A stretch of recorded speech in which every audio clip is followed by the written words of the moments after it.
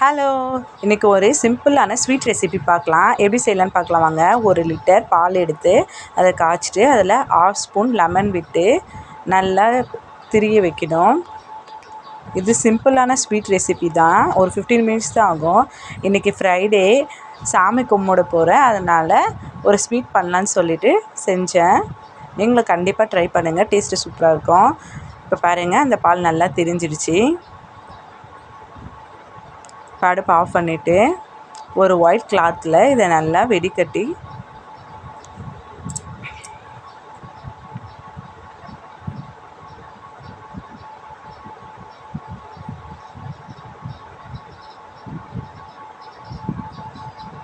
இதுக்கு என்னென்ன பொருள்லாம் தேவைன்னா முந்திரி, திராட்சை, நெய், ஒயிட் சுகர் எடுத்திருக்கேன். ஒரு 5 ஏலக்காய் வச்சுருக்கேன்.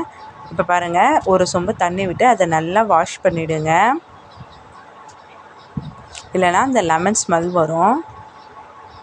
இப்போ நல்லா ஃபில்ட்ரு பண்ணிவிடுங்க. கொஞ்சம் கூட தண்ணி இருக்கக்கூடாது.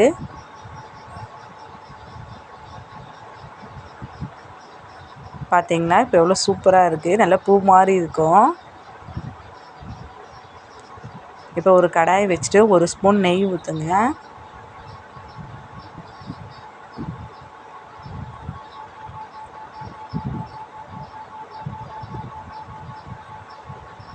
முந்திரி, திராட்சை போட்டு நல்லா ஃப்ரை பண்ணிக்கோங்க.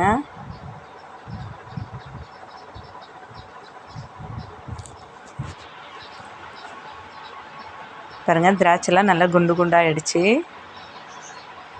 இதே கடாயில் நம்ம வெடிக்க வச்சு அந்த பால் இதுவை போட்டுடலாம்.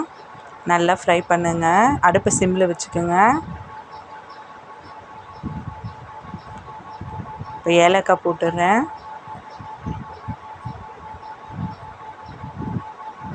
ஒரு 5 ஸ்பூன் அளவு சுகர் போட்டுடுறேன். நீங்கள் நாட்டு சர்க்கரை கூட ஆட் பண்ணிக்கலாம். சூப்பராக இருக்கும். கொஞ்சமாக சால்ட் ஆட் பண்ணிக்கோங்க. பாருங்கள் எப்படி இருக்குது. டேஸ்ட்டும் சூப்பராக இருக்கும். கண்டிப்பாக ட்ரை பண்ணி பாருங்கள். இப்போ இதில் 1 ஸ்பூன் நெய் விட்டுடுங்க. நல்லா கலந்து விடுங்க. இப்போ வறுத்து வச்ச முந்திரி, திராட்சை எல்லாம் போட்டுடலாம். பாருங்கள், எவ்வளோ சூப்பராக இருக்குல்ல. பால்கோவா மாதிரியே இருக்குது பார்க்குறதுக்கு. அவ்வளோதான்.